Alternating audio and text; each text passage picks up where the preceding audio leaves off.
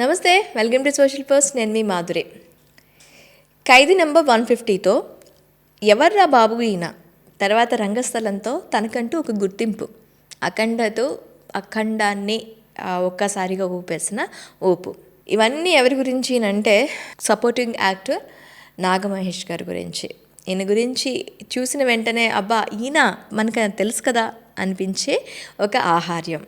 So ఆయన ఈరోజు మన స్టూడియోలో ఉన్నారు. ఇప్పుడు మన శివశంకర్ వరప్రసాద్ సినిమాతో మరోసారి మన ముందు కలరించడానికి చిరంజీవి గారితో వస్తున్నారు. సో ఆయన ప్రస్థానం ఎలా ఏంటి, శివశంకర్ వరప్రసాద్ గురించి, అలాగే తన సినీ ప్రస్థానం ఇంకా ఎలాంటి సినిమాలు కావాలి అనుకుంటున్నారు, ఇవన్నీ డీటెయిల్గా ఆయన అడిగి తెలుసుకుందాం. పదండి. నమస్తే సార్. నమస్తే సార్, మీ ప్రయాణం థియేటర్ నుంచి సినిమాకి, అంటే ఒక స్టేజ్ ఆర్టిస్ట్ నుంచి సినిమా ప్రస్థానం ఎలా స్టార్ట్ అయింది సార్? సినిమా ప్రస్థానం ఎలా స్టార్ట్ అయిందంటే యాక్చువల్గా స్టేజ్ చేసా వైజాగ్లో 86 ప్రాంతంలో. అదొక విచిత్రమైన సంఘటన. నేను సరదాగా ఫ్రెండ్స్ తోటి బీచ్ రోడ్లో ఉంటే ఈవినింగ్ టీ తాగే టైంలో ఒక కారు వచ్చి ఆగింది. ఆ కారులోంచి దిగిన వాళ్ళు మహర్షి టీం, వంశీ గారి మహర్షి లేడీస్ స్టైల్ తర్వాత వాళ్ళ స్రవంతి మూవీస్ వాళ్ళు మహర్షి తీశారు. అందరు కొత్త ఆర్టిస్టులు. మహర్షి రావు గారు అక్కడ కృష్ణ భగవాన్ ఆలసింహ ద్వారా వచ్చారు. ఆ టీంలో ప్రొడక్షన్ డిజైనర్ వేమూరు సత్యనారాయణ గారు ఆయనకి ఆ సంధ్యా సమయంలో నేను బాగా కనిపించా అందంగా. ఆయన కుర్రవాడు ట్రమ్మను మాట్లాడదామని చెప్పని పిలిపించుకుని మాట్లాడి అడిగిన ఫస్ట్ ప్రశ్న ఏంటంటే, మీరు ఇంతకుముందు సినిమాల్లో యాక్ట్ చేశారా అని అడిగాడు. లేదండి అన్న. చేసి ఇంట్రెస్ట్ ఉందా అని అడిగాడు ఆయన. ఒకసారిగా వేమూరు సత్యనారాయణ పేరు తెలుసు, ఎందుకంటే సినిమాలు ఎవరిని ఈ ప్రొడక్షన్ డిజైనర్లు అందరి పేర్లు బాగా పరిశ్రమగా చదివేవాళ్ళం. అంటే ఎప్పుడు అనుకోలేదు సార్, కొంచెం చెత్త సినిమాలు చూసినప్పుడు మాత్రం అనిపిస్తుంది ఈ పాటి యాక్టింగ్ మేము చేయలేమని. అని మీకు ఇంట్రెస్ట్ ఉంటే చెప్పండి, వంశీ గారు ఇక్కడ ఉన్నారు, తీసుకెళ్దాం, పరిచయం చేస్తా అన్నాడు. అసలుకి చాలా అందరూ ఫ్రెండ్స్ కూడా, వంశీ గారు అంటే వాళ్ళ రాజమౌళి గారికి అంత గ్లామర్ ఉందో, టాప్ డైరెక్టర్, అంత క్రేజ్ ఉండేది అప్పుడు వంశీ గారికి. అలానే వంశీ గారు పైగా అంతకుముందు సినిమా ఏం చేస్తే లేడీస్ టైలర్ పెద్ద హిట్. వెంటనే వెళ్ళాం. వెళ్తే ఆయన చూసి ఎందుకు ఇతను అని ఆయన అడిగాడు. ఆయన అడిగితే మనకు పనికి వస్తారేమని తెచ్చాను సార్ అని చెప్పంటే, మేకప్ టెస్ట్ చేసి చూడండి, ఆల్రెడీ అందరు సెలెక్ట్ చేసుకున్నాక మనం చూద్దాం అంటే ఆయన గదిలోకి వెళ్ళిపోయాడు. నెక్స్ట్ డే నా మేకప్ టెస్ట్ చేసి ఫొటోస్ తీశారు. నేను చాలా చిత్రంగా నాకే అనిపించింది. ఒక పక్క కమల్ హాసన్లా ఉన్నాను, ఒక పక్క రాజశేఖర్ గారిలా ఉన్నాను. ఆహా అనుకున్నాను. ఆ సినిమాలో అవకాశం రాలా. బట్ ఆయన 1 month పైన వాళ్ళు షూటింగ్ చేశారు. అప్పుడు నేను సేల్స్ రిప్రజెంటేటివ్గా ఉండేవాడిని పెద్ద కంపెనీలో. రోడ్ల మీద కనిపించినప్పుడు బైక్ ఆపి మాట్లాడుతున్నాను ఆయనతోటి. ఇంతకుముందు ఏంటి సార్ మీరు సినిమా? నా కెరీర్ స్టార్ట్ అయింది ఈ గ్రాడ్యుయేషన్ అయిపోయిన తర్వాత మంచి కంపెనీలో జగజిత్ ఇండస్ట్రీస్ అని, వివా మాల్టోవా అనే కదండి, వివా మాల్టోవా, అది మా ఫుడ్ ప్రోడక్ట్. నేను వర్క్ చేస్తుంది లిక్కర్ కంపెనీకి, లిక్కర్ ప్రోడక్ట్కి, బ్రావరేజెస్కి. అదే బ్రావరేజ్లో బీర్ లేదు మాకు, లిక్కరు అరిస్టోక్రాట్ విస్కీ అని ఆ కంపెనీకి ఒక 3 జిల్లాలు, విశాఖపట్నం, విజయనగరం, శ్రీకాకుళం, 3 డిస్ట్రిక్ట్స్కి ఇన్ఛార్జిగా ఉండేవాడిని రిప్రజెంటేటివ్గా. ఫ్రీలాన్స్ జాబు, సెల్ ఫోన్స్ లేవు, బాసులు ఉండరు, ఎప్పుడు లేస్తే అప్పుడు ఉద్యోగం చేసేవాళ్ళం. చాలా జాలీగా ఉండేది. అట్లా ఈయన రోడ్డు మీద కనిపించినప్పుడు, మహేష్ నువ్వు వదిలిపెట్ట, మాకు ఇక్కడ వంశీ గారు మన జంజాల గారు అలా వస్తుంటారు కదా, నువ్వు ప్రయత్నించి నీలో అది ఉందయా అని చెప్పాను. అది ఫస్ట్ నాకు నేను అమ్మే లిక్కర్ కంటే కిక్ ఇచ్చింది. ఆహా అనుకున్నాం. తర్వాత కళ్ళు సినిమా తీయటానికి రఘు గారు వచ్చారు, ఎంవి రఘు గారు, కెమెరామ్యాన్. కమల్ హాసన్ గారు కళ్ళు శివాజీరాజు గారి ఇంట్రడక్షన్. అందరు కొత్త వాళ్ళే, గొల్లపూడి మారుతిరావు గారు అంటున్నారు. ఆయన కూడా కలిసాం. ఇక మేము వేటాడుతూ మొదలెట్టాం. సినిమా వాడు ఎవరు వచ్చిన వైజాగ్కి నేను వెళ్ళి కలవడం జరిగేది. ఆయన ఆల్రెడీ సెలక్షన్ చేస్తున్నాడంట ఆర్టిస్టులందరినీ, కొత్త వాళ్ళు అందరూ కూడా. ఆయన ఒక ప్రశ్న వేశారు, మీరు ఎప్పుడన్నా స్టేజ్ యాక్టింగ్ అని ఉందా మీకు ఎక్స్పీరియన్స్ అని. లేదు సార్ అన్న. మీ పర్సనాలిటీ బాగుంది, వాయిస్ బాగుంది మీది, ఆ ఎక్స్పీరియన్స్ కూడా కొంచెం గ్యాదర్ చేసుకుంటే బెటర్ కదా అన్నాడు ఆయన. ఇది కరెక్టే కదా, అసలు నాలో క్వాలిటీస్ ఉన్నాయి లేవా, ఆ స్కిల్స్ ఉందా లేదా అని చెప్పి, నేను నటన నేర్చుకోవాలి ముందు, నటన అసలు నాకు ఉందో లేదో తెలుసుకోవాలి అనే ప్రయత్నంలో సినిమా అనే విషయాన్ని పక్కన పెట్టేసి ఏ దర్శకుడి దగ్గర అని ఇక్కడ స్టేజీలు ఎవరో తెలియదు, నాటకాలేం తెలియదు. ఆ వేటలాడటంలో మా గురువుగారు ఎస్కే మిశ్రా గారు అనే వ్యక్తి పేరు వినటం, డైరెక్ట్గా వెళ్ళి ఆయన కలవటం, నాకు ఇట్లా అవకాశం వచ్చింది సార్, ఇట్లా అడుగుతున్నారు నన్ను నేర్పండి విద్య అని చెప్పని, మీరు అవకాశం వస్తే మీ దగ్గర నేను నటన నేర్చుకుంటాను. ఎస్కే మిశ్రా గారు మీకు ముందు గుండా తెలుసా? తెలియదు. ఓకే. వేరే ఇంకో ఆయన చెప్పారు, ఇట్లా నాకు నాటక సంఘాలు బాగున్నాయి, అందరూ చాలా యాక్టివ్గా ఉంటారు స్టేజెస్ మీద, ఎస్కే మిశ్రా అని పోర్ట్ ట్రస్ట్లో వర్క్ చేస్తారు, ఆయన మంచి డైరెక్టరు, వెళ్ళి కలువు అని అవకాశం ఉంటే ఇస్తాడని చెప్పని ఇంకో పెద్ద ఆయన చెప్పడంతో ఆయన వెళ్ళి ఆడడం జరిగింది, ఆయన అవకాశం ఇవ్వడం జరిగింది. ఆ తొలి నాటకంలో నా పాత్ర వాళ్ళందరూ వెల్ ఎక్స్పీరియన్స్డ్ ఆన్ స్టేజ్, నేనే కొత్తవాడిని, నా వల్ల ఇబ్బంది అవుతుంది భయంతో ఉండేవాడిని. కానీ ఏ భయం లేకుండా నేను ఫస్ట్ ప్రదర్శన 86లో 87లోనో తుమ్మలపల్లి కళాక్షేత్రం విజయవాడలో రంగస్థలం ఎక్కడం జరిగింది. ఆ నాటిక బెస్ట్ ప్రొడక్షన్ వచ్చింది మాకు, మా గురుగారి డైరెక్షన్ వచ్చింది. నాకు రాకపోయిన కమెడియన్ కూడా మా దానికి వచ్చింది. నా వల్ల డిస్టర్బ్ అవ్వాల. ఓకే. నా మీద నాకు నమ్మకం వచ్చింది, నా మీద మా టీంకి నమ్మకం వచ్చింది. ఓకే. అలా నాటరంగం మీద చేస్తుండగా కోకిల అనే సినిమా తీయటానికి గీతాకృష్ణ గారు వచ్చారు. ఓకే. నరేష్ గారు, శోభన. దాంట్లో చిన్న వేషానికి నా ఫ్రెండు రికమెండ్ చేసి, ప్రొడ్యూసర్కి అతని ఫ్రెండ్, నా ఫ్రెండు ప్రొడ్యూసర్కి ఫ్రెండ్, అతను గట్టిగా పట్టుబట్టి మా మహేష్కి మీరు వేషం ఇవ్వాలి, ఆయన మంచి యాక్టర్ అది ఇదని నా ఫ్రెండ్ ఫోర్స్ చేస్తే గీతాకృష్ణ ఒక చిన్న అవకాశం ఇచ్చారు.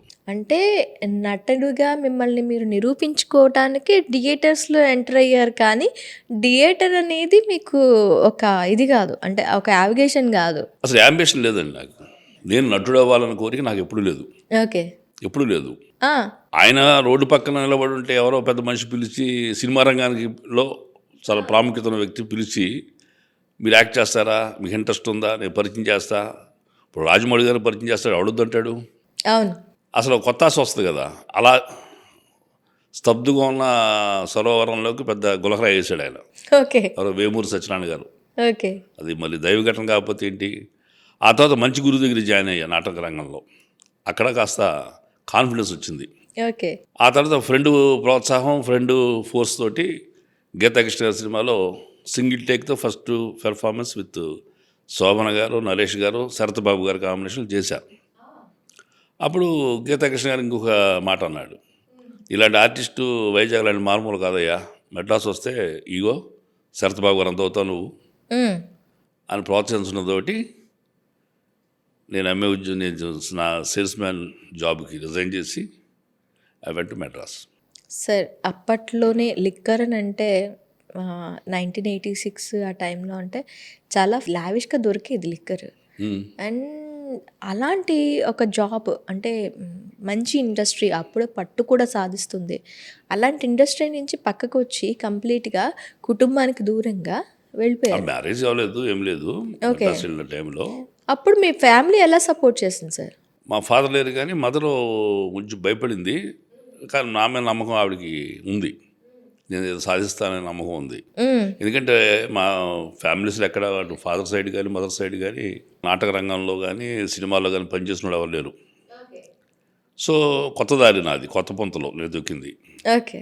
దాంతో మా మదర్ నీ ఇష్టం అయినా నీకు చెప్పేదే ఉంది అని ఆవిడ నాకు వదిలిపెట్టేసింది. లేదమ్మా నువ్వు బిలీవ్ ఇట్, నేను యాక్టర్ అవుతాను, హీరో అవ్వాలని కాదు, యాక్టర్ అవ్వాలని నేను మెడ్రాస్ వెళ్ళింది. ఓకే. మళ్ళీ ఎక్కడ బ్రేక్ వచ్చింది సార్? 3 years మెడ్రాస్లో ఉన్నానండి. చిన్న చిన్న వేషాలు, సింగిల్ సీన్స్ చేశాను. ప్రెసిడెంట్ గారి పెళ్ళం, నాగార్జున గారు వరుస 3 సినిమాలు చేశాను, చిరంజీవి గారు వరుస 3 చేశాను, మేస్త్రి ముఠా మేస్త్రి, మెకానికలు, ముగ్గురు మనగాళ్ళు అప్పుడు లాస్ట్ నాకు. ఓకే. దాంతో బ్యాక్ వచ్చేసా. బాలయ్య బాబు గారితో ధర్మక్షేత్రం చేశా, వెంకటేష్ గారితో కొండపల్లి రాజాలో సీన్ చేశా. నేను, సుమన్ గారు, వెంకటేష్ గారు సీన్లో ఉంటాం కొండపల్లి రాజాలో. నాగార్జున గారిది అయితే ప్రెసిడెంట్ గారి పెళ్ళం, రక్షణ, వారసుడు. ఓకే. అట్లా అప్పుడే పెద్ద సినిమాలు చేసేవాడిని. అంటే పెద్ద సినిమాలు అని కన్నా హిట్ సినిమాలు. హిట్ సినిమాలు. ఎస్, హిట్ సినిమాలే, పెద్ద హీరో సినిమాలు. అవును. అట్లా నాకు మీద నాకు కాన్ఫిడెన్స్ ఉంది. నన్ను చూస్తే ఏదో వేషం ఇచ్చేవాళ్ళం, పర్సనాలిటీ ఇంత ఉండేది కదా, ఇంకా ఎంగేజ్ ఉండేది. సో కొంచెం ఏదో చార్మింగ్ ఉండేవాళ్ళం, అవకాశాలు వచ్చేవి. అదే టైంలో నాకున్న కుటుంబ పరిస్థితులు సిస్టర్లు మ్యారేజ్ తాలూకు అప్పులు కానీ, అన్నయ్య అనారోగ్యం అవ్వటం కానీ, ఈ ఫ్యామిలీ రీజన్స్ వల్ల నేను వీళ్ళందరూ చూడాల్సిన పరిస్థితి రావటం, అక్కడ వచ్చే ఒక సీన్ వేషానికి 500 రూపాయలు ఇచ్చాడు ఆ రోజుల్లో. 500 రూపాయలు 1 మంత్ సరిపోయేది మాకు. నా ఒక్కడికైతే 500 రూపాయలు సరిపోద్ది. అంత ఫ్యామిలీ మ్యారేజ్ అవ్వలేదు కదా, సరిపోద్ది. వీళ్ళని చూడాలంటే కష్టమయ్యేది. కాబట్టి కొంతకాలం దీన్ని పక్కన పెట్టి ముందు సమస్యలు అప్పులు తీర్చి సెటరేట్ చేసి then I will come back అని నేను బ్యాక్ రావడం జరిగింది. ఆ గ్యాప్ 23 ఏళ్ళు గ్యాప్ అయింది. 23 ఇయర్స్ గ్యాప్ మళ్ళీ. ఓకే. ఎలా మళ్ళీ రీబ్యాక్ ఎలా అయ్యారు? రీబ్యాక్ అంటే అప్పుడు లాస్ట్ వదిలిపెట్టిన సినిమా ముగ్గురు మనగాళ్ళు. ఒక సీన్లో చిరంజీవి గారితో కమిట్ అయ్యా. ఓకే. కమిట్ ఆయనతో చేశా, కాంబినేషన్ చేశా. తర్వాత మళ్ళీ చిరంజీవి గారితో ఖైదీ నెంబర్ 150 ఆయన దయాభిక్షతోటి అది చూడంతా ఒక ఏదో సరికి రాసి పెట్టిన డెస్టినీ అది.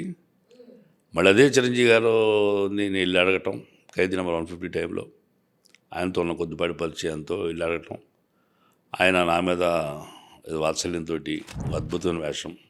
అంటే సినిమా రంగంలో ఏ ఇండస్ట్రీలో కూడా అలాంటి సంఘటన జరగదు, అది ఎంతో క్లోజ్గా వాడుతుంటే తప్ప.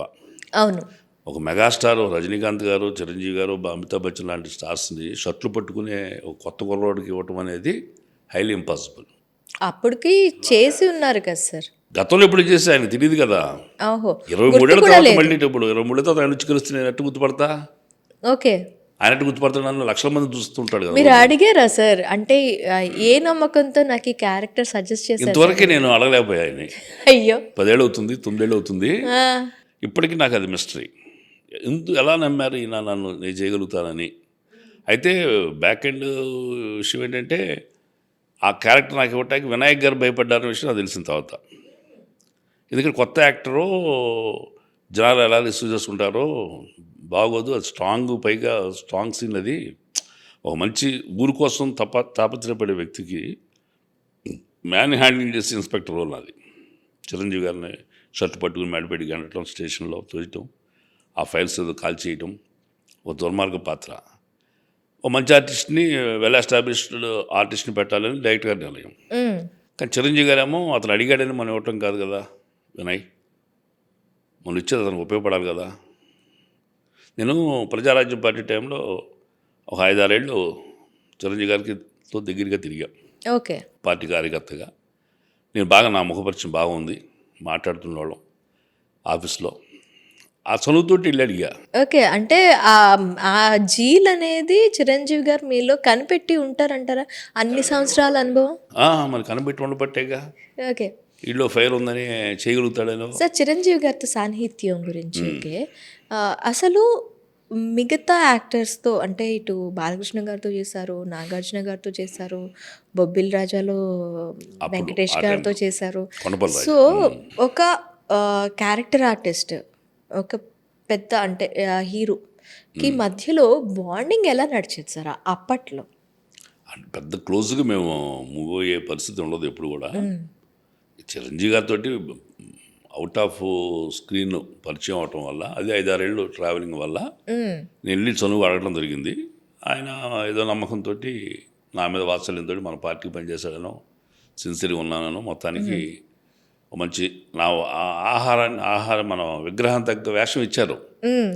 ఆహారం గురించి ఎవరైనా చెప్పారా సార్? ఏంటిది? మీరు సత్యనారాయణ లాగా రావు గారులా ఉంటారు అని చెప్పి, తర్వాత లాస్ట్ ఎస్వి రంగారావు గారు అన్నారు.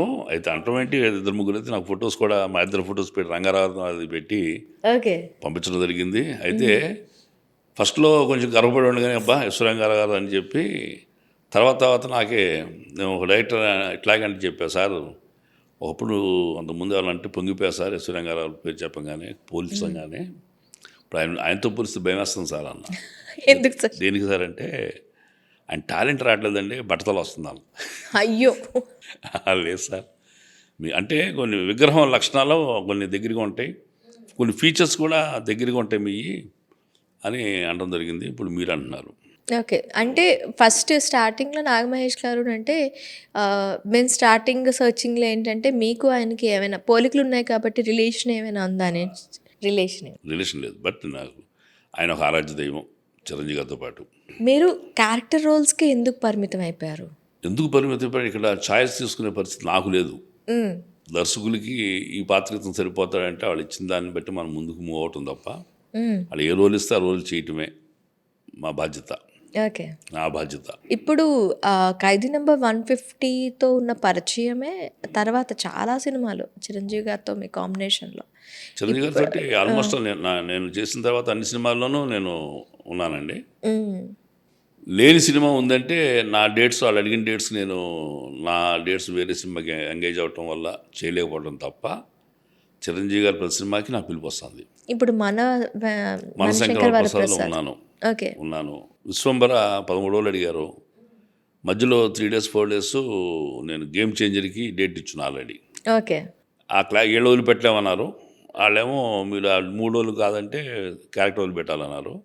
సో సెకండ్ వచ్చిన ఆఫర్ కాబట్టి విశ్వంబర వదులుకుని ముందు డేట్ ఇచ్చిన ప్రకారం దిల్రాజు గారు గేమ్ చేంజర్కి మైసూర్లో చేసి వచ్చాం. అట్లా మిస్ అవుతాయి. మొన్న కూడా పెద్ది నాగార్జున గారి సినిమాకి మళ్ళీ అదే మైసూర్ వెళ్ళా. ఓకే. ఇది నాగార్జున మైసూర్కి మీకు ఏదో డిస్కనెక్ట్ అవుతుంది. మైసూర్ వెళ్తే ఇక్కడ మంచి సినిమా ఒకటి పోతుంది. అట్లా మన పెద్దిలో నేను 1వ తారీఖు అక్కడ షూటింగ్లో ఉన్నాను, 2వ తారీఖు ఇక్కడ చేయాలన్నారు. అక్కడ షూటింగ్ నాగార్జున గారి డేట్లో ముందు ఇచ్చున్నాము. ఇక్కడే వదులుకున్నాం. రాలేను సార్, బ్యాక్ రాలేను, మళ్ళీ ఇక్కడ వచ్చి షూటింగ్ చేయలేము. మైసూర్ నుంచి ఒకటే ఫ్లైట్ ఉంటుంది, అది మధ్యాహ్నం పూట ఉంటుంది. 1వ తారీఖు అక్కడ షూటింగ్ చేసి 2వ తారీఖు అటెండ్ అవుతాం. మళ్ళీ 3వ తారీఖు షూటింగ్ అక్కడికి వెళ్తాం. అక్కడ 2 షూటింగ్ లేదు యాక్చువల్గా. పోనీ ఈవినింగ్ నుంచి బయలుదేరి హడావుడికి వద్దామన్నా అక్కడ నైట్ షూటింగ్ 1వ తారీఖు. ఓకే. మైసూర్ నుంచి బెంగళూరు రావాలన్నా 3 hours పడుతుంది రోడ్డు. అవును. ఏదో టైం ఏదో catch early morning 4 o'clock flight పట్టుకున్న బెంగళూరు నుంచి వచ్చి చేయొచ్చు. మళ్ళా నైట్ బయలుదేరి వెళ్ళి అదే జర్నీ మళ్ళీ బెంగళూరు టు మైసూర్ టు పొద్దున్న మళ్ళీ ఆ షూటింగ్ వెళ్ళాలి. అంత టీడీఎస్కి ఎందుకులే అని చెప్పని పైగా అక్కడ లేట్ నైట్ షూటింగ్ ఉండడం వల్ల ఐ లాస్ట్ దిస్ ఆపర్చునిటీ. అయితే ఇప్పుడు మనశంకర వరప్రసాద్ ఇందులో క్యారెక్టర్ కానీ అండ్ ఈ సినిమాకి సంబంధించి ఏమి చెప్పలేము. మనశంకర ప్రసాద్ గురించి చెప్పేది ఒకటి సూపర్ డూపర్ హిట్ అవుతుంది. 100% డ్యామ్ షూర్ సంక్రాంతి విన్నింగ్లో నెంబర్ 1 ఉంటుంది. అది ఓకే. విన్నింగ్ హిట్ మూవీస్లో the number 1 movie is Manashankara Varaprasad. అంటే లాస్ట్ టైం వెంకటేష్ సినిమా సంక్రాంతికి వస్తున్నారా, తర్వాత మళ్ళీ ఇప్పుడు మనశంకర వరప్రసాద్. ఈ సంక్రాంతి ఇది ఎందుకు పెట్టుకుంటారు సార్ డైరెక్టర్? సంక్రాంతి అనేది ఒక ఫెస్టివల్ వైబ్స్ ఉన్న టైం. అది ఏ సినిమా వచ్చినా చూడాలని జనాలు ఆ 4-5 రోజులు అదే వాతావరణం ఉంటారు. ఆ ఎంజాయ్మెంట్ ఏదో సినిమానే ఎంజాయ్మెంట్ కదా మనకి ప్రధానంగా. దానికోసమని వాళ్ళు వెళ్ళటం జరుగుతుంది. ఓకే. కాబట్టి సంక్రాంతి అనేది సినిమా వాళ్ళకి ఒక పెద్ద వేదిక. రిలీజ్ చేసుకోవటానికి కానీ సెలబ్రేట్ చేసుకోవటానికి కానీ జనాలు సెలబ్రేట్ చేసుకోవటానికి మాకు రిలీజ్ చేసుకోవటానికి.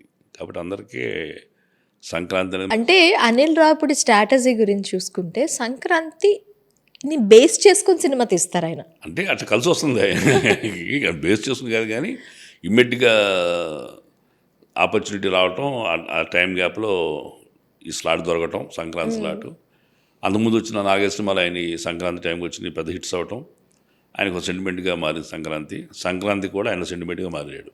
ఓకే. అయితే ఏ సినిమాకి కూడా ఇప్పటి వరకు ప్రమోషన్స్ నేను చేయను అన్న నయనతార గారు కూడా ఈ సినిమా కోసం నడుం కట్టుకున్నారు. దీన్ని ఎట్లా చూడాలి అంటారు? ఎట్లా చూడాలి? సినిమా మీద వాళ్ళకున్న నమ్మకం. అంటే ఇంతకు ముందు చేసిన ప్రతి సినిమా హిట్టే సార్. అప్పుడు లేని దానికి ఎన్నో ఉంటాయి కారణాలు. ఒకటి ఆ సినిమా చూస్తున్నప్పుడు జరిగే సంతోషకరమైన విషయాలు కానివ్వండి, పాత్ర పట్ల ప్రేమ కానివ్వండి, ఈ సినిమా బాగా ఆడాలనే ఇది కానివ్వండి. ఎప్పుడు వస్తుంది మంచి పాత్ర చేస్తే ఎక్కువ ఇన్వాల్వ్ అవటం అన్ని విషయాల్లో నేను ఉండాలని కోరుకుంటా. అట్లా ఆవిడ ఆ పాత్ర పట్ల ఆవిడ తీసుకున్న శ్రద్ధ కానీ ఇంట్రెస్ట్ కానీ ఆవిడ కలిగిన ఇంట్రెస్ట్ కానీ అట్లా డైరెక్టర్ అనిల్ రావుపూడి గారు ఆవిడ మెప్పించిన విధానం కానీ మొత్తానికి ఆవిడ కొత్త స్టెప్ ఇది. ఆవిడ ఇన్వాల్వ్ అయ్యి ప్రమోషన్లో పాల్గొనడం అనేది విచిత్రమైన విషయమే. సార్ గేమ్ చేంజర్లో అటు రామ్ చరణ్ గారు అటు చిరంజీవి గారు ఇద్దరితోని మీరు నటించారు. నటుల్లో ఇద్దరిలో ఎవరు గొప్ప అంటే మీరేం చెప్తారు? నేను నిస్సంకోచంగా చిరంజీవి గారే గొప్ప అంట. అవునా? ఎందుకంటే నేను 30 ఏళ్ళుగా అభిమానిస్తున్నట్లు ఆయన. మ్మ్. ప్లస్ నాకు లైఫ్ ఇచ్చిన సినీ జీవితాన్ని ప్రసాదించిన దేవుడు. ప్లస్ నేను ఒకరిని కాదు, కొన్ని లక్షలాది మందికి ఆయన ఆరాధ్య దేవుడు, మ్మ్. అభిమాన నటుడు. సో ఆయన చేసిన పాత్రలో 150 సినిమాలు ఆయన అయితే 20 సినిమాలు ఎన్నో ఇన్ని ఉంటాయి. ఆ కంపారిజన్ కూడా చేయటం సబబు కాదు. బట్ చిరంజీవి గారే. రంగస్థలం సినిమా దీంట్లో ఛాన్స్ ఎలా వచ్చింది? చిరంజీవి గారి ప్రమేయం ఏమైనా ఉందా? ఉండొచ్చండి. బట్ అయితే నాకు తెలిసిన ఇన్ఫర్మేషన్ అంటే సుకుమార్ గారు ఖైదీ నెంబర్ 150 చూసి చాలా ఇంప్రెస్ అయ్యాడు. ఎవడు రాడు అసలు, నల్లగా ఎత్తుగా అంత లావుగా, అసలు కేర్లెస్గా యాక్ట్ చేశాడు. చిరంజీవి గారు అంటే తెలియనట్టుగా చేశాడు. ఆడెవడ పట్టుకోండి రంగస్థలంలో కూడా మనం వాడదాం. నా సెకండ్ పిక్చర్ రంగస్థలం. మ్మ్హ్మ్. చిరంజీవి గారితో ఫస్ట్ పిక్చర్ అయితే రామచంద్ర గారితో సెకండ్ పిక్చరు. ఓకే. అట్లా సుకుమార్ గారు చూసి ఒకసారి ఆఫీస్ రమ్మని పిలవటం, నేను వెళితే ఆయన లేచి నిలబడి ఆహ్వానించడం నాకు చాలా తన్మయత్వం అయిపోయింది. మ్మ్. మ్మ్. కూర్చోబెట్టి మీలాగే అడిగాడు ఆయన, ఎక్కడండి మీరు, ఎలా వచ్చింది అవకాశం, డైరెక్టర్ పరిచయం ఏంటి విశేషాలన్నీ. మ్మ్. ఆ డిస్కషన్ హాఫ్ అన్ అవర్ పైనే నాతో మాట్లాడటం, నా గురించి ఆయన తెలుసుకోవటం, ఆయన నా మీద ఒక గౌరవం పెరిగి అది ముందు మళ్ళీ రంగస్థలంలో కూడా ఇన్స్పెక్టర్ వేషం అనుకుందట ఆయన. మ్మ్. మ్మ్. రామ్ చరణ్ గారిని మ్యాన్ హ్యాండిల్ చేసిన ఇన్స్పెక్టర్ ఓకే. ఒక సీన్ ఉంది. అవును. మన అజయ్ ఘోష్ గారిని కొట్టిన తర్వాత శేషునాయుడిని ఇన్స్పెక్టర్ జీబ్ వచ్చి చరణ్ పట్టుకెళ్ళటం, ఆయన్ని షోడ పెట్టి కొట్టడం, ఇన్స్పెక్టర్ వాళ్ళు చిన్న సీన్ ఒకటి ఉంది, చాలా చిన్న సీన్ అది. ఆ వేషానికి అనుకుని నన్ను పిలిచారు, అటు తండ్రిని ఇటు కొడుకుని మ్యాన్ హ్యాండిల్ చేసిన ఇన్స్పెక్టర్ ఈడే అని. మ్మ్. మ్మ్. సో నాతో ఇంటరాక్ట్ అయిన తర్వాత నాలో కొన్ని విశేషాలు ఆయన తెలిసి ఆయన ఆ పాత్ర నుంచి సమంత ఫాదర్ పాత్రకి మార్చారు. ఓకే. అట్లా బెటర్మెంట్ అయింది నాకు సమంత ఫాదర్ పాత్ర. రంగస్థలం మూవీ మనకి ఖైదీ నెంబర్ 150 కన్నా మీకు ఈ రంగస్థలం మూవీ అనేది మంచి పేరు తెచ్చిపెట్టింది. ఇండస్ట్రీలో అందరూ కూడాను ఎక్కడో చూసిన ఈ పర్సన్ అన్న దీంట్లోంచి కంప్లీట్గా ఓన్ చేసుకోవడం అనేది స్టార్ట్ చేశారు. ఎలా అనిపిస్తుంది సార్ రంగస్థలంలో మీరు ఒక పాత్ర? చాలా గొప్ప అనుభూతి రంగస్థలం నాకు. నా జీవితానికి కూడా బాగా దగ్గరగా, చాలా ఇబ్బంది పడిన సినిమా అవుతుంది, చాలా గొప్ప సినిమా అవుతుంది అది. ఏమి ఇబ్బంది సార్? కరెక్ట్గా ఏప్రిల్ 5వ తారీఖు 2017 షూటింగ్కి వెళ్ళాలి రాజమండ్రి దగ్గర టేకూర్ అనే విలేజ్కి. ఓకే. హైదరాబాద్ 4th బయలుదేరాలి, 5th షూటింగ్ స్టార్ట్. అక్కడ ఫస్ట్ డే షూటింగ్ నాది. 1వ తారీఖు నా వైఫ్ చనిపోయింది. ఇంట్లో పెద్ద ఘర్షణ వద్దని పెద్దలు, మా అక్కయ్యలు, సిస్టర్స్, మేనత్తలు, పిందులు ఉంటారు కదా, నన్ను తిట్టగలిగిన వాళ్ళందరూ బలవంతంగా వద్దని ఆపే ప్రయత్నం.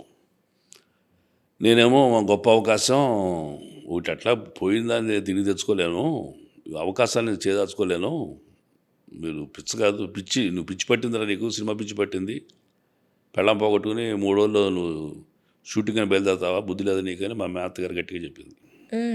చెప్తే చాలా మొండిగా నేను, మీకు ఇష్టమైతే మీరు మాట వినను, నా డెసిషన్ మార్చుకోను, అసలు మీరు కాదు జడ్జ్ చేయాల్సింది నా ప్రయాణాన్ని, నా పిల్లలు, మీరు చెప్పే ఊరు దాడితే పొలి మీద దాడితే ప్రమాదం అంటున్నారు కదా, మీరు అంటమే విన్నారు కానీ ఏదైనా సంఘటన జరిగింది తెలుసా మీకు, చెప్పగలరా? పొలి మీద దాటినట్టు చచ్చిపోయాడని, అసలు పొలి మీద ఎందుకు దాటొద్దు అంటారో తెలుసా మీకు అని ఆవిడకి చిన్న లెక్చర్ ఎమోషన్లో చెప్పి, భార్య చనిపోయిన బాధలోనో, బిడ్డలు చనిపోయిన బాధలోనో, తల్లి చనిపోయిన బాధలోనో ఒంటరిగా వెళ్తే ఒక ఆడ లేనప్పుడు నా లైఫ్ ఎందుకనే డిప్రెషన్లోనే అయితే ఆ బలహీన క్షణంలో ఏమైనా సూసైడ్ చేసుకుంటాడని వాడిని బయటకు పోనీయకుండా కాపలా గాయటం కోసం పులిమేర అని సరిహద్దు పెట్టారు కట్టడి చేయటానికి తప్ప వేరేది కాదు. పులిమేర దాడితే అవ్వదు, నేను వెళ్ళేది చావట కాదు అత్తాయి, బతకటానికి. I don't want to lose this great opportunity. మీరు కాదు అసలు లేచిన చెప్పాల్సింది, నా పిల్లలు చెప్పాలి. మా పెద్దవాళ్ళు వద్దన్న, మాకు 2 ఆడపిల్లలు, అప్పుడు ఫస్ట్ ఇయర్ డిగ్రీ చదువుతున్న టైం అది, ఫస్ట్ ఇంటర్ అట్టగా, ఇద్దరు పిల్లలు 2 ఆడపిల్లలే. బలవంతంగా మా నాన్న వెళ్ళి ఇట్లా దుర్మరణం పాలయ్యాడు అని చెప్పి వాళ్ళు ఏడవకుండా, మేము పంపిస్తేనే మా నాన్న వెళ్ళాడు, ఈ కర్మ జరిగిందంటే అది మా ఫేట్ అని వాళ్ళు ధైర్యం తీసుకుంటారు. వాళ్ళు ఫేస్ చేసే తీరు వేరేగా ఉంటుంది. కాబట్టి నా పిల్లలు చెప్తే చెప్పండమ్మా, మీరు ఇద్దరు వెళ్ళమంటే వెళ్తా, ఇద్దరు ఏ ఒక్కరు వద్దన్నా మానేస్తా, ఎందుకు వద్దనా అని ఎప్పుడు ప్రశ్నించను. మనకే వీళ్ళు చెప్పే మాటలో మీరు మనసు తీసుకోమాకండి. ఒకటి దేవుడు ఇంతకు మించి అన్యాయం చేయడు మీకు. తల్లిని తీసుకెళ్ళిపోయాడు, నన్ను చేయలేడు, నన్ను బతికించిందే మిమ్మల్ని బాగా చూసుకోమని. చిరంజీవి గారు అవకాశం ఇవ్వడం అనేది ఎక్కడ ఇండస్ట్రీ జరగదు, ఏ ఇండస్ట్రీ జరగదు. చిన్న వేషం అన్నయ్య అంటే ఆయనేమో ఆయన షర్టు పట్టుకుని గొప్ప వేషం ఇచ్చి నన్ను నిలబెట్టాడు ఆయన. అది చూసి సుకుమార్ నేను సెకండ్ ప్రయత్నం చేయలే అసలు. అప్పటికి జనవరి రిలీజ్ అయింది సినిమా, ఫిబ్రవరిలో నాకు కాల్ వచ్చింది సుకుమార్ గారు ఆఫీస్ నుంచి. నేను ఇంకా యాక్టర్ అవ్వాలా లేదని డిసైడ్ అవ్వాలా. ఆ టైంలో పిలుపు వచ్చేసరికి అప్పుడు డిసైడ్ అయ్యా. సుకుమార్ గారి నుంచి పిలుపు వచ్చేసరికి మన డెస్టినీ సినిమానే ఇంత మంచి వేషం ఇచ్చాడు. మా వైఫ్ తెలుసు నేను సమంత ఫాదర్గా చేయబోతున్నా అని. 4 రోజుల ముందే కదా తను చనిపోయింది అని. ఈ రకంగా ఈ ఆపర్చునిటీస్ అనేవి ఎక్కడ జరగని నాకు దొరుకుతున్నాయి. నా డెస్టినీ సినిమా యాక్టర్గానే ఉంటుంది ఇక ఫ్యూచరు. కాబట్టి మీరు బిలీవ్ చేయండి, బతికొస్తా. ఓకే, 4 రోజులు వెయిట్ చేయడమ్మా, బతికొస్తా. సెల్ ఫోన్స్ ఉన్నాయి కదా, నేను మాట్లాడుతుంటా. మీరేమి అదే ఎన్ని రోజు డేట్స్ సార్ ఇవి? 5 days. 5 days. ఓకే, 5 days అని చెప్పి ధైర్యం చెప్పి వెళ్ళు డాడీ. ఇద్దరు చెరువు పక్క నుంచి వచ్చారు. ఈ పక్క ఎదురుగా ఒక చిన్నమ్మ అంటే ఈ పక్క పెద్దమ్మ ఉంది. ఇద్దరు చెరువు పక్క వచ్చి చెరువు పక్క వాలిపోయి ఎల్లు డాడీ ఇచ్చేశారు. మీరు ధైర్యంగా ఉండండి తల్లి, ఏమవుతుందో అన్నాము. అదే నా జీవితం మార్చింది.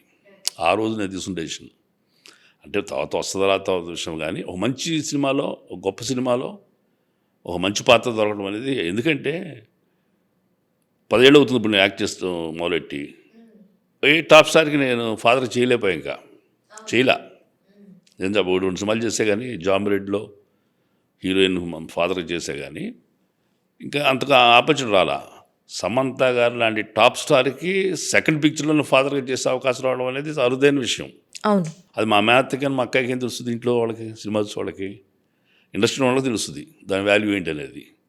సో ఆ రకంగా వాళ్ళని ఒప్పించి, కాస్త నొప్పించి నేను జనాలు మెప్పించా. ఓకే, ఒప్పించి నొప్పించి మెప్పించారా?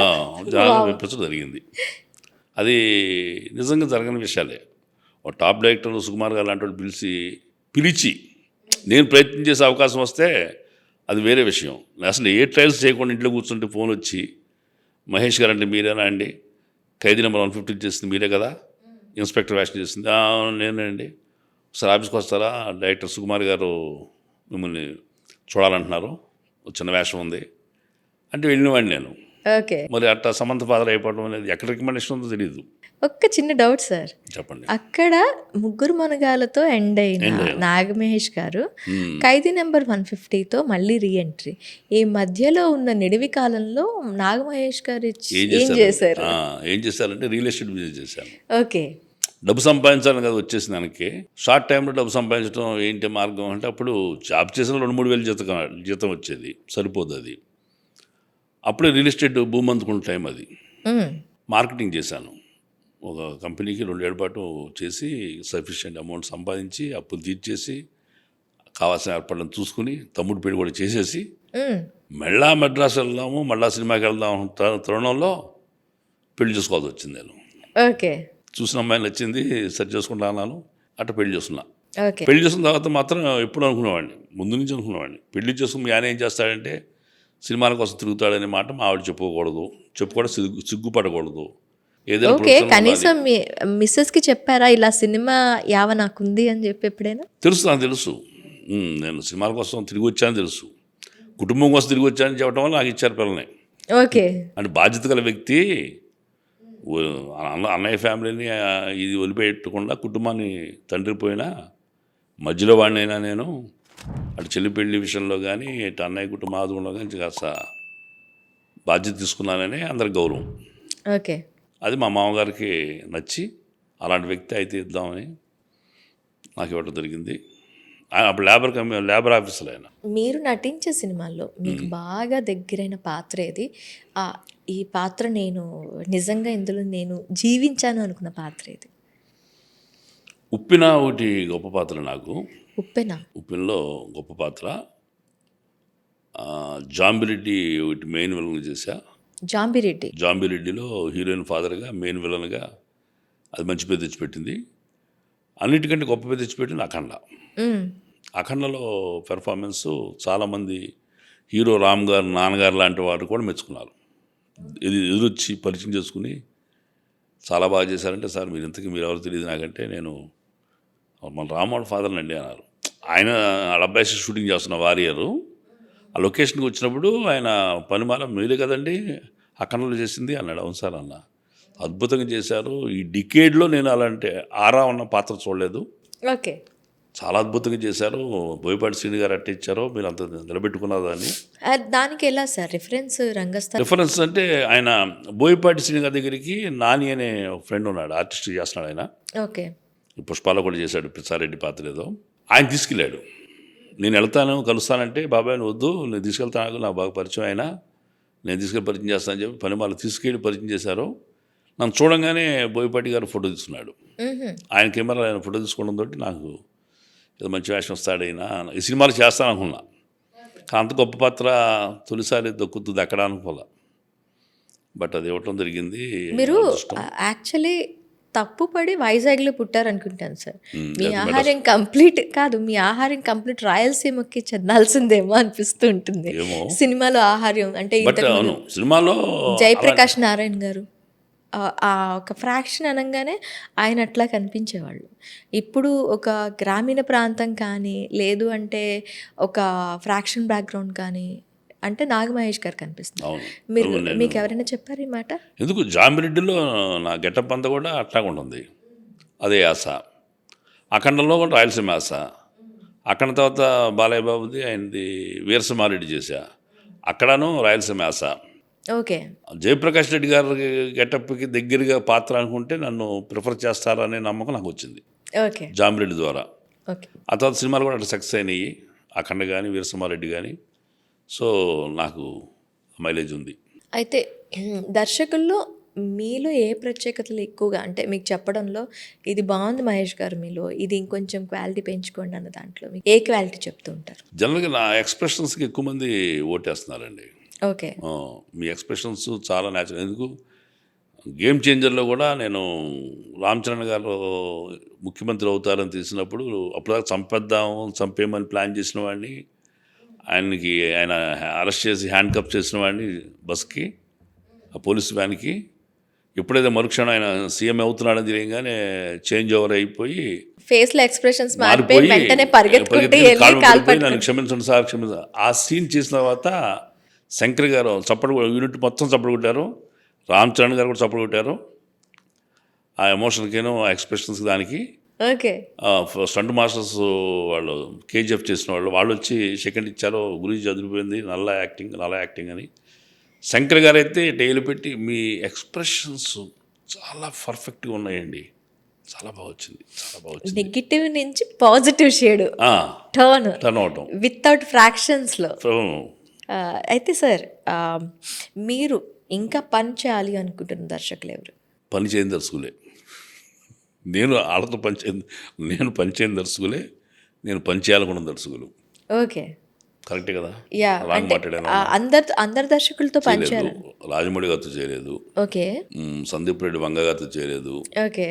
ఇంకా టాప్ దర్శకులు త్రివిక్రమ్ గారితో చిన్న సినిమా ఏదో అరవింద సమేత చేసే కానీ ఇంత గుర్తింపు వచ్చిన తర్వాత ఆయనతో త్రివిక్రమ్ గారితో కూడా చేయాల్సింది. కోటాశివ గారితో చేశాను, అందరితో చేశాను ఆల్మోస్ట్ ఆల్. రాజమౌళి గారు లాంటి దర్శకుడితో చేయలేదు. ఇక చెప్పండి, సుకుమార్ గారితో చేశాను, బోయపాటి గారితో చేశాను, మారుతి గారితో చేయలే, మర్చిపోయా, మారుతి గారితో చేయలే. ఆయన కూడా ఒకసారి పిలిపించారు వేషానికి, సినిమాలు చేస్తారు మహేష్ గారు అంటే. ఈ అఖండ అప్పుడు ఇంకా ప్రాసెస్లో ఉంది, షూటింగ్ జరుగుతుంది, ఇంకా అఖండ రన్నింగ్లో టైం అవుతుంది. మంచి వేషం మీకు అఖండలో అన్నారు. అంటే బోయపాటి గారు మాట చెప్పారు, సార్ ఇప్పటివరకు ఇండస్ట్రీ మీకు అవసరం మహేష్ గారు, మన సినిమా రిలీజ్ తర్వాత ఇండస్ట్రీకి మీరు అవసరం అవుతారు, రాసి పెట్టుకోండి అన్నారండి. ఓ డెత్ సీన్ ఒకటి ఉంటుంది సార్ అనేది, హీరోయిన్ సేవ్ చేసే సీన్ అని అన్నా. ఆ మాటతోటి ఆయన మహేష్ గారు నేను ఏదో సోసోకి వెళ్తున్నాను అనుకున్నాను, బోయపాటి గారు అంత మాట అన్న తర్వాత మళ్ళీ మీరు నా గురించి చెప్పుకునేలాగా అవకాశం వచ్చినప్పుడు మీరు పిలుస్తా అన్నాడు. ఓకే. ఇంతకుముందు ఎవరైనా సజెస్ట్ చేశారా సార్? మీరు మీ ఆహారం ఇలా ఉంటే బావుంటుంది, అలా ఉంటే బావుంటుంది అనే వాటిలో మీకు నచ్చిన ఆహారం ఏంటి? ఆహారం అంటే ఇప్పుడు డిఫరెంట్ సినిమాలు రావట్లేదు. హ్మ్. జానపద బాణీలు వస్తే పాతాళ భైరవి లాంటి పాత్రలు, మాయల పైకి లాంటి పాత్రలకే సరిపోతాము. చేయటానికి స్కోప్ ఉంటుంది. ఇందాక పోల్చొద్దన్నారు. మాయల్ పకీర్ అని చెప్పి మళ్ళీ ఆయనకే పాతాళ భైరవి ఉన్నారు. అంటే ఒక జైగాంటిక్ రూల్స్ అవి. యెస్. ప్రూవ్ చేసుకోగలిగితే మనం చిరస్థాయికి మిగులుతాం అక్కడ. అవును. ఏం చేశాడో అనిపిస్తాం. అట్లా అలాంటి క్యారెక్టర్స్ కొన్ని. రాజు లాంటి పాత్ర అంటే రాజు లాంటి పాత్ర గొప్పగా చేసే నటన ఉండాలిగా, స్కోప్ ఉండాలి కదా. అవును. అవును. నెగిటివ్గా ఉండే పాత్రల్లో మాయల పైకి అంత గొప్పది ఇంకేముండదు. అవును. రాక్షసుడు వేస్తే మొహం రంగు పోస్తారు, అసలు మనం గుర్తుపట్టరు. గుర్తుపట్టి ప్రదర్శన చేయగలిగి విచిత్రమైన చేయగలిగితే రంగారావు గారు చేసిన పాతాళ భైరవి లాంటి పాత్ర అయితే అలాంటి ఉంటుంది. మాయల పైకి లాంటి ఇది నేపాళ మాంత్రికుడు అలాంటి పాత్ర అయితే విలక్షణంగా ఉంటుంది. ఓకే. నా పర్సనాలిటీ సలక్షణంగా ఉంటుంది అని అనుకుంటున్నాను నేను. ఇప్పటి వరకు చేయాలి అనుకున్న పాత్రలు. పర్వాలేదు, అన్ని రకరకాల డిఫరెంట్ రోల్స్ వస్తున్నాయి. హ్మ్. చెయ్యాలనుకున్న ఎందుకంటే ఫస్ట్నే రంగస్థలంలో నాటుగా తాగుబోతుతో ఫాదర్గా చేసి లేమ్ మ్యాన్ లాగా రోడ్డు మీద పడిపోయి తాగుబోతులాగా చేసిన తర్వాత అంతకుమించి నీచంగా చేసే పాత్రలు ఉంటే చేయాలి. ఇక ముష్టోడి పాత్ర లాంటివి అంతే కదా. ఓకే. ఇప్పుడు తాగుబోతు తండ్రిగా అసలు ఎక్కడ నేను తాగినట్టు చూపించలా సుకుమార్ గారు. బట్ నేను తాగుబోతుగా చాలా పెద్ద టీవీ అధినేత అన్నాడు, సుకుమార్ గారితో అన్నాడు ఇంటర్వ్యూలో. హ్మ్. అతను ఎవడండి సమంత ఫాదర్కి చేసిన ఆయన వాళ్ళు ఎక్కడ పట్టుకొచ్చాడు అతన్ని, మీరు ఎక్కడ పట్టుకొచ్చారు అతన్ని? అచ్చు మన యూసఫ్గూడ బస్తీల్లో ప్లాట్ఫామ్ మీద పడుకునేలాగా ఉన్నాడు. ఓకే. ఇంత గొప్పగా చెప్పాడు ఆయన. హ్మ్. అంటే ఆ క్యారెక్టర్ ఆయన అంటూ ఆ సినిమా సక్సెస్కి సగం కారణం selection of the characters artist అని నేను అనుకుంటానని అన్నాడు ఆయన. ఓకే. అంత అంత ఇంప్రెషన్ ఆయనకి ఇస్తే సుకుమార్ గారు నాతో అన్నారు, మీ గురించి ఎవరండి మొన్న పెద్ద ఆయన అన్నారు అని చెప్పని. అట్లాగూ ఇంకా డిఫరెంట్ రోల్స్ ఇప్పుడు రావట్లేదు కదా. ఓకే. అప్పుడు వచ్చిన చిత్రాలు ఇప్పుడు రావట్లేదు. అలాంటి కథలతో సినిమాలు వస్తే కొత్త పాత్రలు పుడతాయి. Okay sir. అప్పటి చిత్రాలని చూసారు, అప్పుడు నటించారు, ఇప్పుడు చిత్రాలు. సో ఈ రెండిటి మధ్యలో బేరుజు వేయమంటే ఎలా వేస్తారు? మీకేమనిపిస్తుంది అప్పటి సినిమాలకి ఇప్పటి సినిమాలకి? కాలం మారింది, కథలు మారినాయి, ఇప్పుడు జీవన గమనాలు మారినాయి. ఇప్పుడు కథలంతా కూడా లేటెస్ట్ ట్రెండు, హాయ్ హాయ్లు బై బైలు, వాట్సాప్లు ఇవే తప్ప ఇన్స్టాగ్రామ్లు ఈ కథలు వచ్చేసినాయి. కథలో ఫ్యాన్సీతనం వచ్చింది కానీ కథలో డెప్త్ రావట్లా. ఎందుకంటే సొసైటీలో కూడా ఆ డెప్త్ లేదు. సార్ కథలో డెప్త్ లేదా?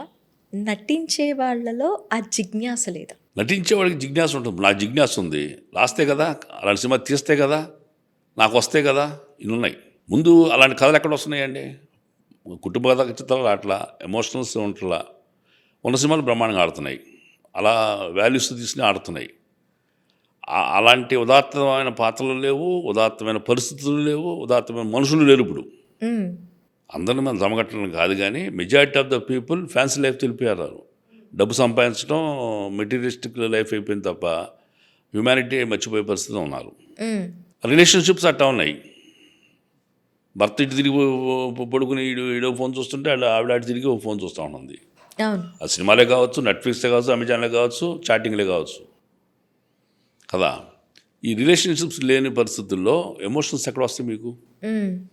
నాకున్న ఆనాటి ఎమోషన్ ఈనాటి పిల్లలతో మాకు లేదు కదా, ఉండదు కూడా. రేపు జనరేషన్ ఇంకా ఉండదు వాళ్ళకి.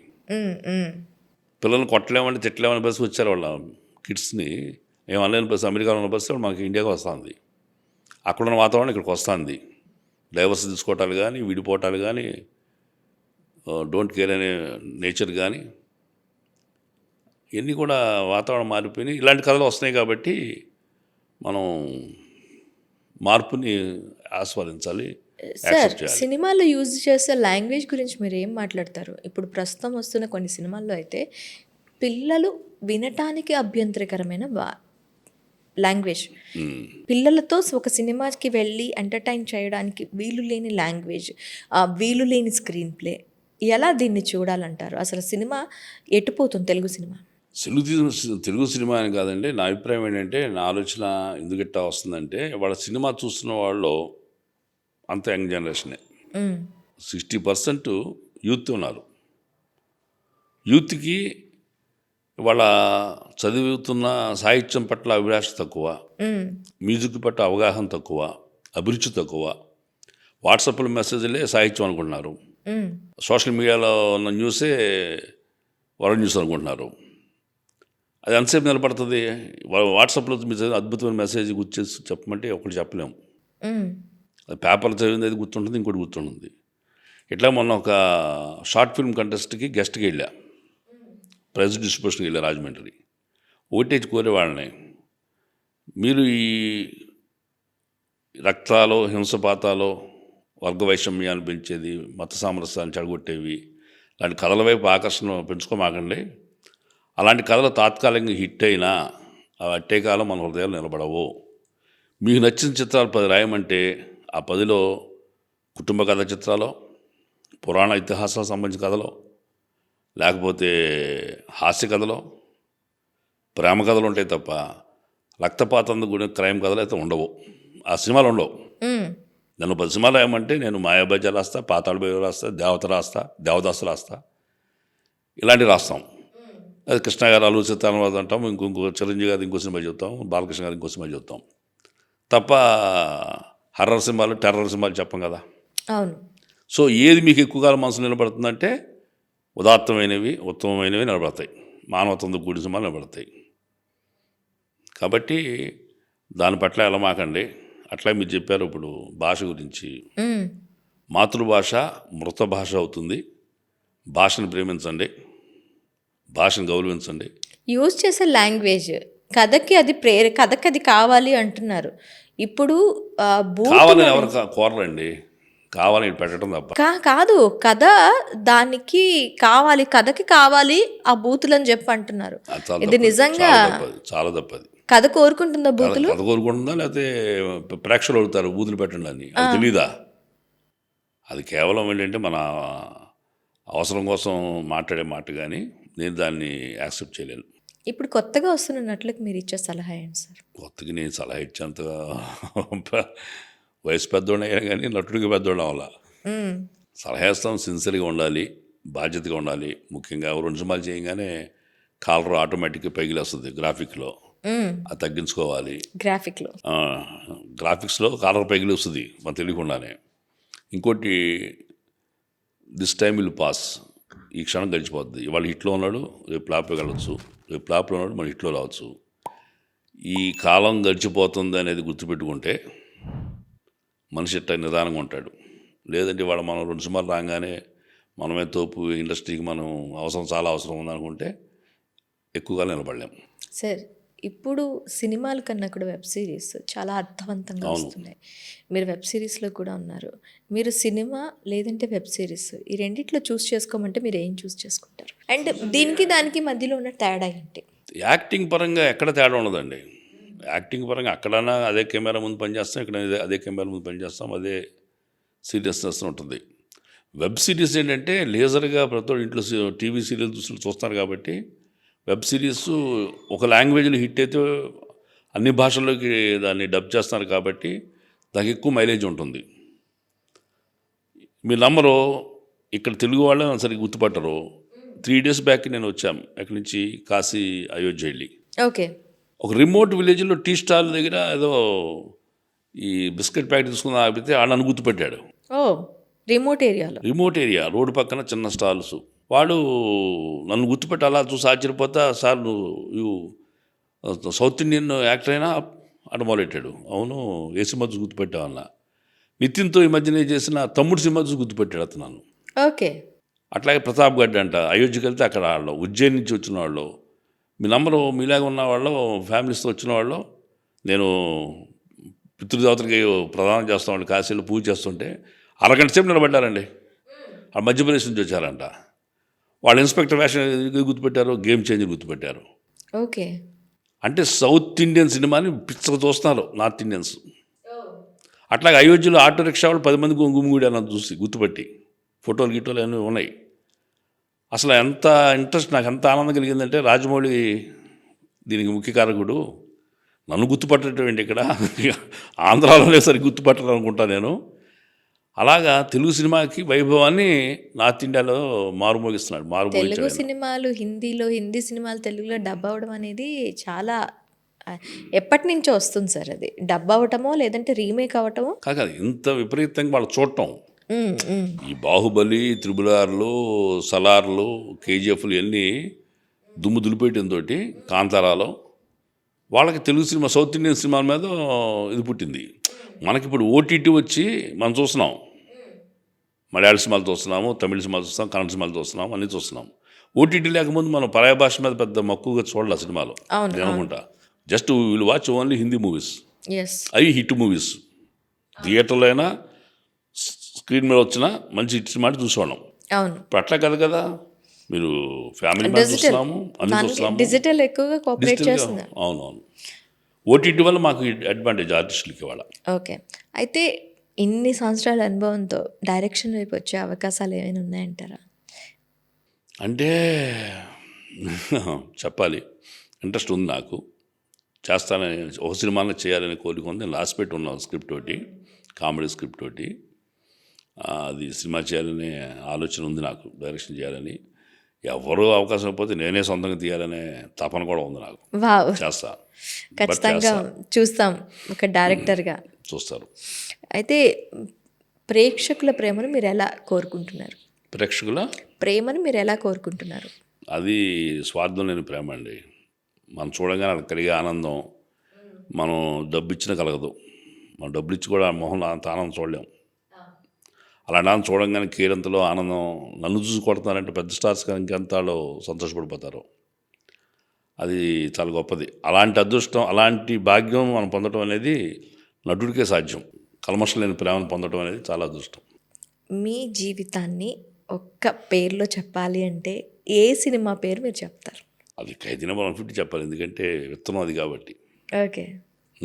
అది ఒక సినిమా చెప్తాను. నేను చేసిన అన్నింటిలోనూ మంచి హిట్స్ ఉన్నాయి. అది ఉంది, రంగస్థలం ఉంది, నెక్స్ట్ వకీల్ సాబ్ చేశాను, గద్దలకొండ గణేష్లో మంచి పేరు వచ్చింది నాకు, జాంబిరెడ్డి, ఉప్పెన, అఖండ, వీరసింహారెడ్డి,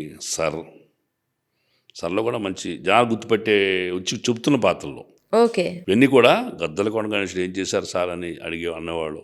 అఖండలో అబ్బా అనేవాడు, కానీ ఉప్పెనలో భలే చేశారని చెప్పేవాళ్ళు. ఇట్లా సినిమా రెఫరెన్స్ ఇచ్చి నాతో మాట్లాడిన సినిమాలు నేను చెప్పాను ఇప్పుడు. ఓకే. గద్దలకొండ గాని ఉన్నారు దాంట్లో కాదు, గద్దలకొండ గణేష్ ఒక సీనే చేసింది. అవును. నా కాళ్ళు నరికేస్తాడు హీరో. ఆ ఒక సీన్కి నాకు మైలేజ్ వచ్చింది. అటు వీరసింహారెడ్డి ఒకటే సీను, అక్కడ నాకు మంచి గుర్తింపు వచ్చింది.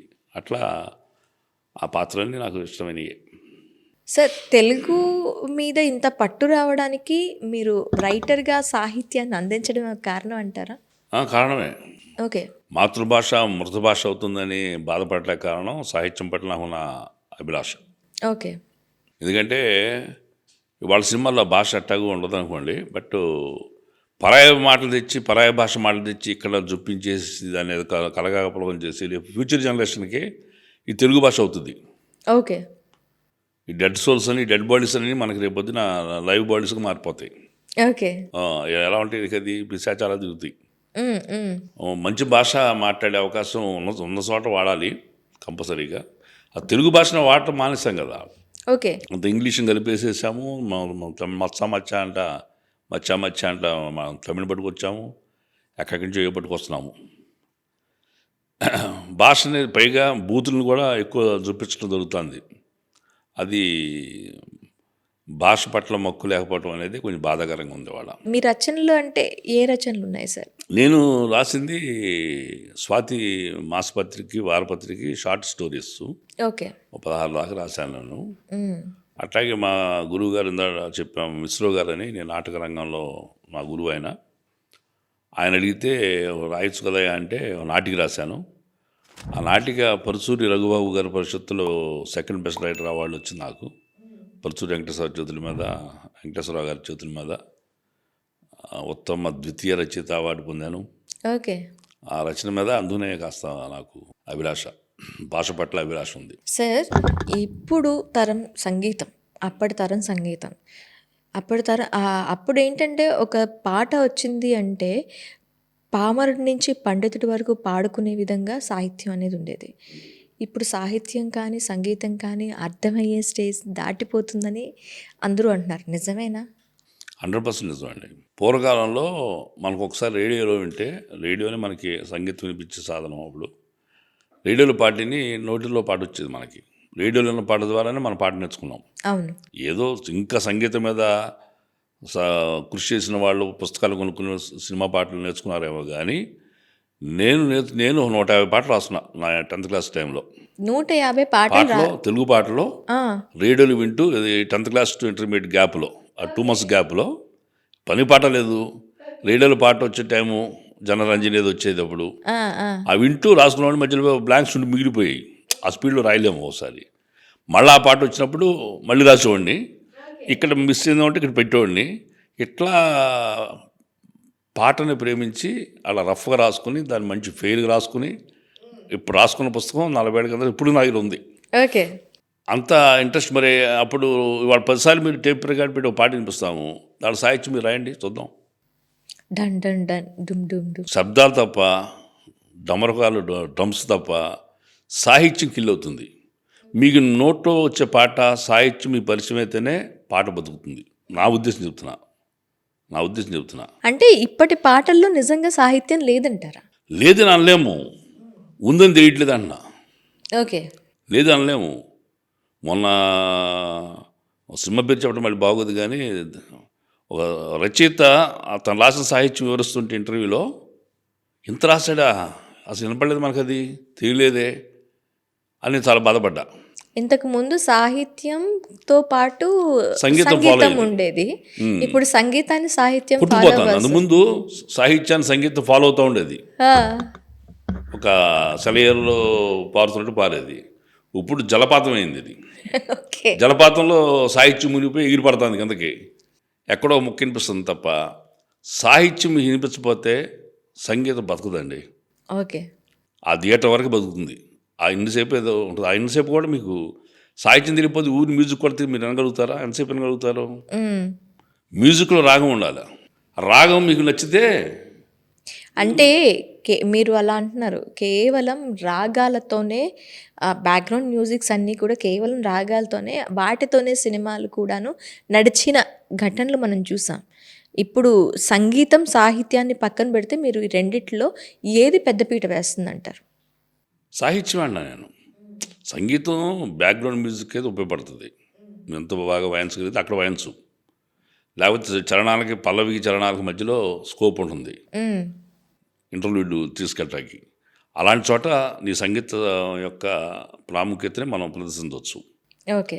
మీరు ఏఆర్ రెహమాన్ గారి మ్యూజిక్లు తీసుకున్నా, ఇళయరాజా గారు తీసుకున్నా, పాతరం ప్రతి దర్శకుడు గొప్పగానే సాహిత్యం బతికించారు. మ్మ్. మ్మ్. ఇళయరాజా గారి పాటలు అంత హిట్ అవటం కారణం కూడా సాహిత్యం మీకు వినిపించటమే. మ్మ్. అది బల్పం పట్టి బామ్మ బళ్ళు అన్నా మీకు సాహిత్యం వినిపించింది. ఎంత స్పీడ్గా పాట ఉంటుంది. స్వర్ణగమనంలో భానుప్రియ పాడేది, ఆకాశం అని హరివిల్లు, స్పష్టంగా వినిపిస్తుంది. సాహిత్యం మీకు వినిపించినప్పుడే పాట పట్ల మనకు మక్కువ పెరుగుతుంది తప్ప సంగీతం ఒకటి వినిపిస్తే కాదు అంటారు. సంగీతాన్ని మనం విన్నప్పుడు ఆస్వాదించడం తప్ప మళ్ళీ నెమరు వేసుకోవటాకో మెమరబుల్గా ఉంచుకోవటాకో that will not help.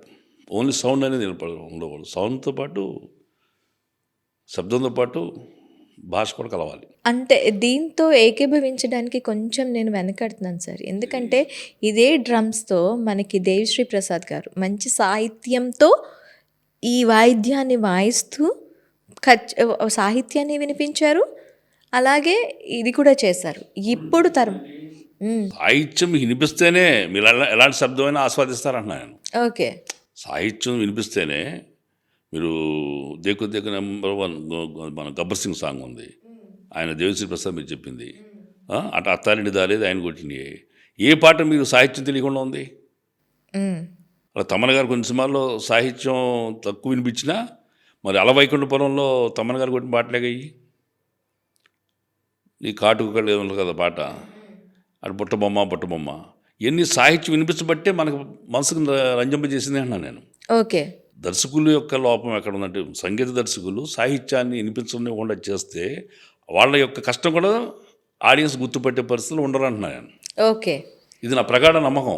Okay. నేను కొత్త దర్శకులు ఎవరన్నా కలిసి, నేను ఆర్టిస్ట్ కాబట్టి తెలుస్తాను వాళ్ళకి. సార్ ఈయన మ్యూజిక్ డైరెక్టర్ని పరిచయం చేస్తే, బ్రదర్ నాకు ఒకటే ఇది, మీరు చూసిన మీకు నచ్చిన పాట పాడితే దాంట్లో సాహిత్యం వినిపిస్తుంది. నచ్చిన శబ్దం చెప్పండి, ఏం చెప్తాం? శబ్దం మీకు ఎప్పుడు నిలబడదు. సాహిత్యంతో కూడితేనే శబ్దానికి వాల్యూ వాల్యూ ఉంటుంది. Okay sir, thank you. Thank you madam, thank you very much.